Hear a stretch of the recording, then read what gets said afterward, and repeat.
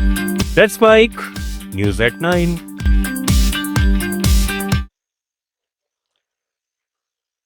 नमस्कार। Let's mic news at 9 समाचारों के साथ मैं महेश सिंह। जर्मनी के विदेश मंत्री जोहान वेडफुल ने भारत को लेकर यूरोप की रणनीति में हुई बड़ी गलती को खुले तौर पर स्वीकार किया है। म्यूनिख सुरक्षा सम्मेलन में भारत के विदेश मंत्री एस जयशंकर के साथ बातचीत में वेडफुल ने कहा है कि यूरोप ने उभरती वैश्विक शक्तियों को केवल ब्रिक्स का हिस्सा मानकर उनसे दूरी बना ली, जो एक गलत नीति थी। उन्होंने माना कि इस सोच की वजह से भारत जैसे लोकतांत्रिक देशों के साथ अनावश्यक दूरी बनी। अब यूरोप अपनी विदेश नीति पर दोबारा विचार कर रहा है और भारत व ब्राजील जैसे देशों के साथ साझा मूल्यों और हितों पर ध्यान दे रहा है। वेदफुल ने कहा है कि भारत चीन की तुलना में यूरोप का ज्यादा भरोसेमंद और मजबूत साझेदार है। साथ ही उन्होंने भारत और जर्मनी के साझा लोकतांत्रिक मूल्यों, कानून का शासन और अभिव्यक्ति की स्वतंत्रता पर भी जोर दिया। अमेरिका में ट्रंप के दौर के बाद बदली वैश्विक रणनीति के बीच यूरोप अब भारत के करीब आता नजर आ रहा है। हालिया भारत यूरोपीय संघ व्यापार समझौता इसी बदलती रणनीति का संकेत है। श्रीलंकाई नौसेना ने तमिलनाडु और कराईकल के 25 मछुआरों को गिरफ्तार कर लिया है। इन्हें द्वीप राष्ट्र के जल क्षेत्र में मछली पकड़ने के आरोप में 2 मशीनीकृत नौकाओं से हिरासत में लिया गया। इन मछुआरों को अब कंके संतुराई नौसैनिक अड्डे पर पूछताछ के लिए रखा गया है, जिसमें से ज्यादातर कराईकल क्षेत्र के हैं। एक नौका पर 14 मछुआ रिपीट एक नौका पर 14 मछुआरे थे, जिसमें महिला दुथुरे और नागपट्टिनम जिले के लोग शामिल थे, जबकि दूसरी नौका पर 11 मछुआरे थे। अब दोनों देशों के बीच कूटनीतिक हस्तक्षेप की मांग तेज हो रही है। प्रधानमंत्री नरेंद्र मोदी के इजरायल दौरे को लेकर अटकलें तेज हो गई हैं।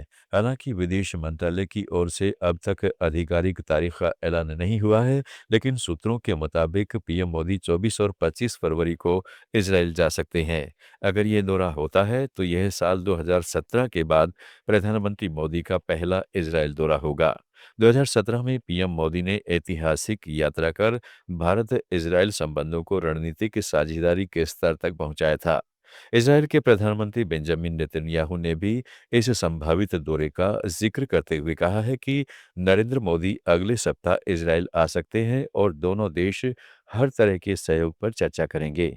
इस दौरे के दौरान भारत इजरायल के बीच रक्षा, तकनीक, इनोवेशन और फ्री ट्रेड एग्रीमेंट पर बातचीत को नई रफ्तार मिलने की उम्मीद है।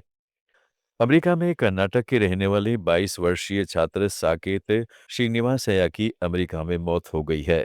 साकेत यूनिवर्सिटी ऑफ कैलिफोर्निया में मास्टर्स की पढ़ाई करने गए थे। साकेत बीते 9 फरवरी से लापता थे।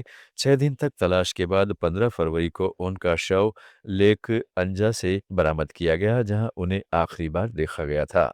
साकेत के रूममेट बनीत सिंह ने लिंक्ड इन पोस्ट में बताया कि साकेत ने अपनी आखिरी मुलाकात में कहा था कि उसने हर बात की परवाह करना बंद कर दिया है। उस वक्त इसे मजाक समझा गया, लेकिन अब वही बातें कई सवाल खड़े कर रही हैं। इस घटना के बाद कर्नाटक सरकार ने मामले को गंभीरता से लेते हुए विदेश मंत्रालय से संपर्क किया और सैन फ्रांसिस्को की स्थानीय एजेंसियों के साथ समन्वय कर साकेत के परिवार को हर संभव मदद देने की मांग की है। बांग्लादेश में सत्ता की तस्वीर साफ हो गई है। भारी बहुमत से जीत के बाद बांग्लादेश नेशनलिस्ट पार्टी नई सरकार बनाने की तैयारी में जुट गई है। सरकार ने निर्वाचित सांसदों की आधिकारिक गजट अधिसूचना जारी कर दी है। 13वें संसदीय चुनाव के सभी निर्वाचित सदस्य मंगलवार को शपथ लेंगे, जबकि उसी दिन बाद में नई कैबिनेट भी शपथ लेगी। इस चुनाव में अल्पसंख्यक प्रतिनिधित्व भी अहम रहा है। बीएनपी से 2 हिंदू और 2 बौद्ध सांसद चुने गए हैं। ढाका 3 सीट से जीत दर्ज करने वाले गोयेश्वर चंद्र राय का नाम नई कैबिनेट में शामिल किए जाने की चर्चा है। वे पहले भी खालिदा जिया सरकार में राज्य मंत्री रह चुके हैं। बांग्लादेशी मीडिया के मुताबिक तारिक रहमान प्रधानमंत्री पद समेत कई अहम मंत्रालय अपने पास रख सकते हैं। बीएनपी 30 से 40 सदस्यों की समिति, लेकिन प्रभावशाली कैबिनेट बनाने की योजना पर काम कर रही है। नई सरकार के गठन के साथ ही बांग्लादेश की राजनीति में बड़े बदलाव के संकेत साफ नजर आ रहे हैं। समाचारों में फिलहाल इतना ही।